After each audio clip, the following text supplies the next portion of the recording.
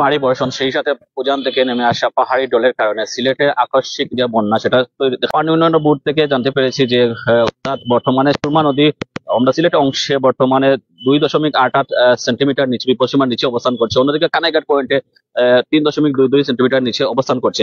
আর আমরা যেন বলে রাখি, আজকে হঠাৎ আবহাওয়া অফিস থেকে যতটুকু জানতে পেরেছি আজকে মোট বৃষ্টিপাতের পরিমাণ ছিল 25.6 মিলিমিটার। অর্থাৎ গতকাল থেকে তুলনা করলে অর্থাৎ গতকালকে বৃষ্টির পরিমাণ ছিল 185.88 মিলিমিটার। সো এটাতে যদিও আশার বাণী যে গতকাল থেকে আজকে বৃষ্টির পরিমাণ খুবই কম, কিন্তু আপনারা দেখতে পাচ্ছেন যে পাহাড়ি ঢল বিশেষ করে যে টানা বৃষ্টি সেটা কিন্তু বন্ধ হচ্ছে না। অর্থাৎ আবহাওয়া পূর্বাভাসে যেটা বলা হচ্ছে, এভাবে যদি বৃষ্টি অব্যাহত থাকে তাহলে সিলেটের যে বন্যা সেটা ভয়ঙ্কর রূপ নিতে পারে। এমনকি আপনারা ভুলি নাই, অর্থাৎ 2022 সালে যে প্রলয়ঙ্কারী বন্যা সিলেটের মানুষকে কাঁদিয়েছিল, ডুবিয়েছিল, সিলেটের মানুষের যে আর্থিক ভোগান্তি ক্ষতি হয়েছিল তা আসলে বলার মতো নয়। সেই সাথে আমরা 2024 সালেও একটা বন্যা হয়েছিল, সেটা তুলনামূলকভাবে 22 থেকে কম। তবে বিশেষত বলেছে এই সুরমা নদীতে পর্যাপ্ত পরিমাণ ড্রেজিং এর অভাব, অর্থাৎ বালু বালু যে অর্থাৎ খননের অভাবের কারণে সুরমা নদী অর্থাৎ একটু বৃষ্টি হলে পানিতে নিমজ্জিত হয়ে যায়।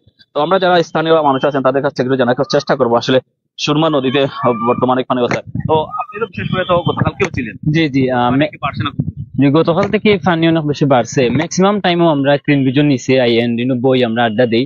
তো কালকে দেখছি অনেক কম পানি, আজকে অনেক পানি বেশি বাড়ি গেছে। আর এলা যদি বাড়তে থাকে তাইলে আমরা সিলেটের অনেক নিচু এলাকা প্লাবিত হয়ে যাব। তো আমি আশা করি যে সিলেটর আমরা সিলেটবাসী আতঙ্কিত না হইয়া নিজ অবস্থান শক্ত করার লাগে। আর দিন দিন পানি বাড়ে। তো যে বিষয়টা আমরা একটু দেখা যায় সুরমা নদীর আসলে সহজে অনুমান করার একটা বিষয় হচ্ছে কিনবি যে পিলার স্টিলের পিলার যেগুলো ব্রিটিশ আমলে নির্মিত পিলার গুলা, সেখান থেকে আসলে বলা চলে। আমরা যদি বলি গতকাল থেকে আজকে যদি কনসিডার করি, গতকালকে যে সুরমা নদীতে যে পানির স্তর ছিল সেটা প্রায় 2 হাত পর্যন্ত বেড়েছে। অর্থাৎ এটা আসলে প্রমাণ করতেছে বা সংকেত দিচ্ছে যে অর্থাৎ বন্যা খুবই আসন্ন, সিলেটবাসীকে প্রস্তুত হতে হবে। বিশেষ করে বলে থাকি অর্থাৎ সিলেটে শুধুমাত্র যে বিশেষ করে সিলেটে যে বন্যা হয় সেটা না নদীর কারণে, সেটার সাথে আমরা বলে থাকি অর্থাৎ বিভিন্ন সময়ে পানি নিষ্কাশনের ব্যবস্থার অভাবে সিলেটের বিভিন্ন অঞ্চল প্লাবিত হয়েছে। আপনারা গতকালকে দেখেছেন মুষলধারে টানা বৃষ্টি হয়েছিল, সেই বৃষ্টির কারণে সিলেটের বেশ কয়েকটি অঞ্চল, বেশ 25 থেকে 30টি এলাকা আসলে প্লাবিত হয়েছিল। তো প্লাবনের ফলে সিলেটের বাসীদের অবর্ণনীয় দুর্ভোগ তারা আসলে পোহাতে হয়েছে। আমরা যদি বলে থাকি বিশেষ করে সিলেটের মধ্যে অর্থাৎ পিয়াইন নদী এবং আমরা যদি বলি দোলাই নদী, সেই অর্থাৎ জাফলং 0 পয়েন্ট, সেই যে নদীগুলো আছে পর্যটন স্পট, সেখানকার যে নদীগুলো ভারত থেকে আসলে প্রবাহিত পানি, সেগুলা পানি বৃদ্ধি পাওয়ার কারণে বিশেষ করে এই সব অঞ্চলে বিশেষ করে একটা আকস্মিক বন্যা দেখা দিয়েছে। আমরা যদি বলে থাকি তার চেয়েও যদি অর্থাৎ আমরা অর্থাৎ জুড়ি নদী অর্থাৎ মৌলভীবাজার জুড়ি নদী, সেখানেও পানির তীব্রতা অনেকটাই বেড়েছে। অর্থাৎ কুশিয়ারা নদীতেও পানির যে উচ্চতা সেটা আশঙ্কাজনক বেড়েছে। অর্থাৎ মোটামুটি একটা ধারণা করা হচ্ছে যেহেতু 2-3 দিন টানা বৃষ্টি হওয়ার একটা পূর্বাভাস আছে, আপনারা এখনো দেখতে পাচ্ছেন যেহেতু আকাশটা মেঘাচ্ছন্ন, সো সহসাই আসলে বৃষ্টি নামবে সেটাই ধারণা করা হচ্ছে। তো যে জিনিসটা বারবার বলতে চাচ্ছি অর্থাৎ বৃষ্টি হচ্ছে একটা প্রাকৃতিক বিষয়, সেটাকে টেক্কি দেওয়ার কোনো ক্ষমতা নেই। তবে যেহেতু আমরা বারবার বলে থাকি অর্থাৎ সুরমা নদীতে পর্যাপ্ত ড্রেজিং এর অভাব, অর্থাৎ যে জায়গায় আসলে ড্রেজিং এর করার কথা সেই জায়গায় আসলে ড্রেজিং করা হয় না বিধায় সেই সুরমা নদীতে অর্থাৎ আমরা যখন শুষ্ক মৌসুমে দেখি সেখানে আসলে অর্থাৎ হাঁটু পানির পর্যন্ত নেমে যায়। তো বিষয়টা হচ্ছে যারা আসলে বন্যা নিয়ে খুব বেশি টেনশন আছে তাদেরকে টেনশন, কিন্তু কারণ এই যেহেতু বন্যার পূর্বাভাস ইতিমধ্যে দেওয়া হয়েছে আবহাওয়া অধিদপ্তরের পক্ষ থেকে, সো আপনারা প্রস্তুত থাকুন বন্যা মোকাবেলা যতটুকু সম্ভব শুষ্ক খাবার, সেই সাথে আপনাদের পর্যাপ্ত প্রয়োজনীয় সামগ্রী যেগুলো মূল্যবান সামগ্রী সেগুলা যদি সম্ভব হয় সরিয়ে নেওয়ার ব্যবস্থা করবে। যেহেতু আর বেশি দিন না, আর যদি টানা 2 দিন বৃষ্টি হয় তাহলে সেটা আসলে আমরা যেটা বলতেছি অর্থাৎ বর্তমানে এই কিনবি অংশে অর্থাৎ সুরমা নদীর বিপদসীমার অর্থাৎ 2.88 সেন্টিমিটার নিচে অবস্থান করছে। অন্যদিকে আমরা যদি থানাঘাট পয়েন্ট বলি সেটা অবস্থান হচ্ছে 3.22 সেন্টিমিটার। অর্থাৎ এটাতে প্রমাণ করা হয় যে অর্থাৎ আর বেশি দিন বাকি না, অর্থাৎ বেশি বৃষ্টি হলে সেটা প্রলয়ঙ্কারী বন্যায় রূপ নেবে। এবং এই বন্যা যদি হয় সেটা আসলে আমরা যদি বলে থাকি সিলেটের যে নদীগুলোর যে পানি নিষ্কাশনের ব্যবস্থা সেটা কিন্তু খুবই একটা ভালো নয়। সো এটা একটা দীর্ঘমেয়াদী বন্যার এফেক্ট করতে পারে সিলেটের বিভিন্ন অঞ্চলে। আমরা যেটা বারবার বলে থাকি অর্থাৎ আমরা 22 সালে যদি কথা বারবার বলে রাখি অর্থাৎ ইতিহাসে সবচেয়ে প্রলয়ঙ্কারী বন্যার মধ্যে 22 সাল হচ্ছে অন্যতম, যে হাজার হাজার লক্ষ লক্ষ মানুষের দুর্ভোগ ভোগান্তি আপনারা দেখতে পাচ্ছেন। টানা মাসের পর মাস জলাবদ্ধ ছিল সিলেটের বিভিন্ন অঞ্চল। মোট কথা বলা আসলে সিলেটের 4 ভাগে 3 ভাগে জলে নিমজ্জিত ছিল। So, এরপরে সিলেটের যে অর্থনীতি অবকাঠামোগত অবস্থা সেটা আসলে মারাত্মকভাবে ক্ষতিগ্রস্ত হয়েছিল। তো সিলেটবাসীর একটাই দাবি যাতে করে ভারতের যে সাথে যে পানি বন্ধ চুক্তি আছে, যে বাঁধগুলো আছে, সেটা আসলে ভারত যাতে করে অযাচিত ভাবে ছাড়তে না পারে সেজন্য জন্য মোদী সরকারের প্রতি অর্থাৎ চাপ প্রয়োগ করতে হবে। আমরা যেহেতু জানি অর্থাৎ গতকাল রাতে ভারতের পশ্চিমবঙ্গে আতাই নদীর বাঁধ হঠাৎ ভেঙে যায়, সেটা নির্মাণ করা হয়েছিল 4 মাস আগে। অর্থাৎ 4 মাস আগে যে বাঁধটি নির্মাণ করা হয়েছিল সেটা আসলে ভেঙে যাওয়ার কারণে সিলেটে যে পানির যে স্রোত অর্থাৎ পানির বন্যার যে আশঙ্কা সেটা আর একটু প্রকট হয়ে গেছে। আপনারা জানেন যে অর্থাৎ মেঘালয় অংশে প্রচুর বৃষ্টিপাত হচ্ছে, যেহেতু মেঘালয় অঞ্চল বা বাংলাদেশের সীমান্তবর্তী এলাকা, সেই এলাকার পানিগুলা সহসা সিলেটের যেগুলো নদী আছে বিশেষ করে সুরমা কুশিয়াতে সহসা প্রবাহিত হওয়ার কারণে এই পানিগুলা মারাত্মক আকারে ধারণ করতেছে। তো যে বিষয়টা আমরা বলতে চাই, সিলেটের মানুষ অনেকটা এই মুহূর্তে আতঙ্কিত আছে বন্যা নিয়ে, যেহেতু তারা বারবার একই দুর্যোগের সমস্যার সম্মুখীন হচ্ছে।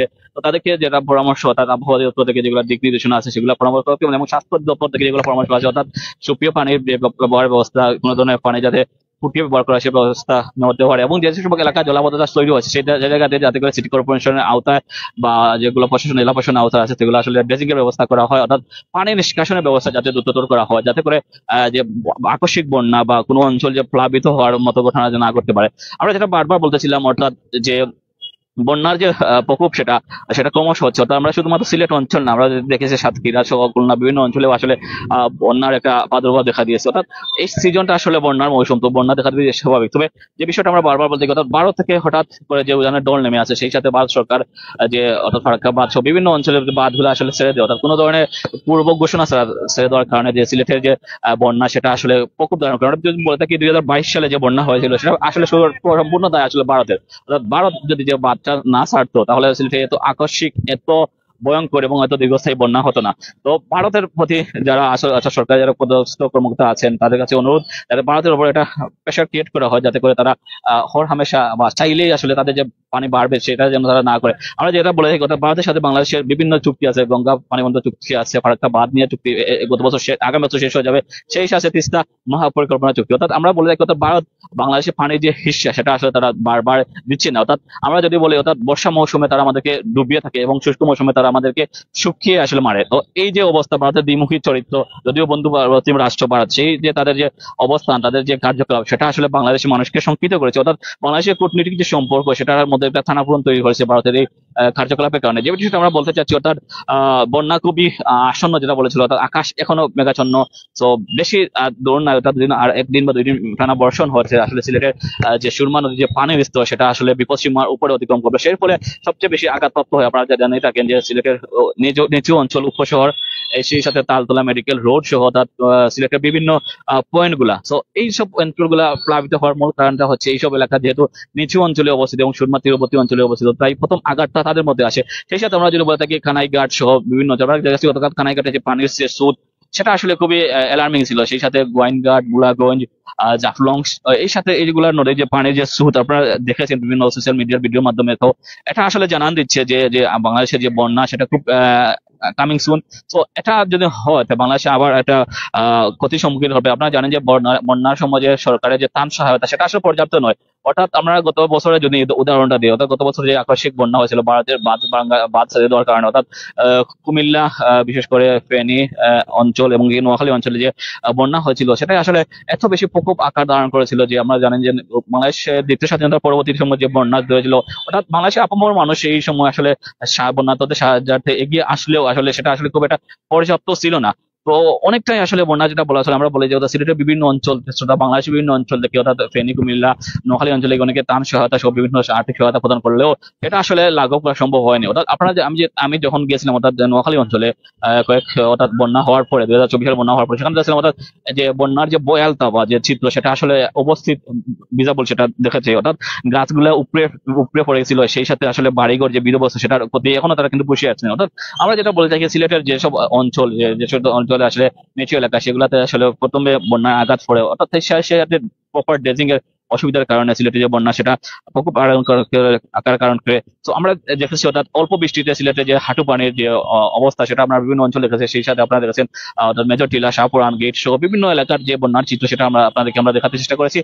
সেই সাথে আমরা যেটা বলে থাকি অর্থাৎ এখন যে সুরমা নদী আসলে খুব একটা গভীর বা খরস্রোতা সেরকম বিষয়টা নাই, কিন্তু এখনকার যে সময়টা অর্থাৎ পানির যে স্রোত সেটা স্রোতের কারণে সুরমা নদীর পানি অলমোস্ট বিপদ সীমার কাছাকাছি চলে যাচ্ছে। অর্থাৎ যারা আসলে লাইভে পরবর্তী যুক্ত হয়েছে তাদেরকে বলে অর্থাৎ সুরমা নদীর এখন খুব পানির স্তর আছে অর্থাৎ 2.88 সেন্টিমিটার বিপদসীমার নিচে অবস্থান করছে। সেই সাথে কানাইঘাট পয়েন্টের জন্য আমরা সুরমাই নদীর অবস্থানের কথা বলি, সেটা আছে 3.22 সেন্টিমিটার। এবং আমরা যেটা সবচেয়ে বড় কথা, আবহাওয়া অধিদপ্তর কাছ থেকে যেটা আজকে খবর পেয়েছি, অর্থাৎ আজকে সকাল থেকে এখন পর্যন্ত বৃষ্টির পরিমাণ ছিল 25.26 মিলিমিটার, অর্থাৎ গতকাল সেই বৃষ্টির পরিমাণ ছিল 185 মিলিমিটার। অর্থাৎ এটা আশঙ্কা বা আশার মানে যে আসলে আজকে বৃষ্টি কিছুটা কমলেও কিন্তু আকাশ মনে হচ্ছে ভেঙে পড়বে। অর্থাৎ কোন সময় আকাশের যে কান্না বা ক্ষোভ, সেটা আসলে খুব শীঘ্রই আমরা হয়তো লক্ষ্য পারবো, যেহেতু মেঘাচ্ছন্ন হয়ে আছে সিলেটের বিভিন্ন অঞ্চল, আকাশ আমরা এখন অবস্থান করছি অর্থাৎ সিলেটের ঐতিহ্যবাহী এসাদ অর্থাৎ খিন ব্রিজে অর্থাৎ চাটনিঘাটের পয়েন্টে আমরা অবস্থান করছি। আমরা আপনাদেরকে জানাতে চেষ্টা করছি যে সিলেটের যে বন্যার প্রাদুর্ভাব দেখা দিয়েছে, অর্থাৎ মানুষের মধ্যে যে আতঙ্ক, সেটা খুবই ভয়ঙ্কর রূপ ধারণ করছে। অর্থাৎ আমরা দেখতে পাচ্ছি, আমরা শেষ কথাটি বিদায় নিয়ে নেবে, অর্থাৎ যে বিষয়টি আসলে বলতে চাচ্ছিলাম, অর্থাৎ গত কয়েকদিনের টানা বর্ষণ, সেই সাথে উজান থেকে নেমে আসা পাহাড়ি ডলের ফলে সিলেটের যে আকস্মিক বন্যা, সেটা আস্তে আস্তে প্রকোপ আকার ধারণ করছে। অর্থাৎ এই মুহূর্তে আমরা যে আছি অর্থাৎ সিলেটের কিন ব্রিজ অঞ্চলে, এখানে পানির সে স্বাভাবিক উচ্চতা থেকে অর্থাৎ বিপদসীমা থেকে 2.88 সেন্টিমিটার নিচে অবস্থান করছে। সেই সাথে কানাইঘাট অংশে অবস্থান করছে 3.22 সেন্টিমিটার। অর্থাৎ এইভাবে যদি আবহাওয়া অধিদপ্তর যে পরামর্শ, যে তাদের দিক নির্দেশনা আছে, অর্থাৎ আগামী 2-3 থেকে 3 দিন টানা বর্ষণ হবে, অর্থাৎ সেটা যেন অব্যাহত থাকে, এতে সিলেটে অর্থাৎ নিচু অঞ্চল সেগুলো আসলে খুব সকালে প্লাবিত হবে। অর্থাৎ এতে লক্ষ লক্ষ মানুষ ভোগান্তিতে পড়বে। তো এতক্ষণ যুক্ত ছিলাম সুজন আহমেদ, প্রাইম সিলেট থেকে। আমার সাথে যুক্ত ছিলেন লিটন ভাই, চারটি থেকে। ধন্যবাদ সবাইকে।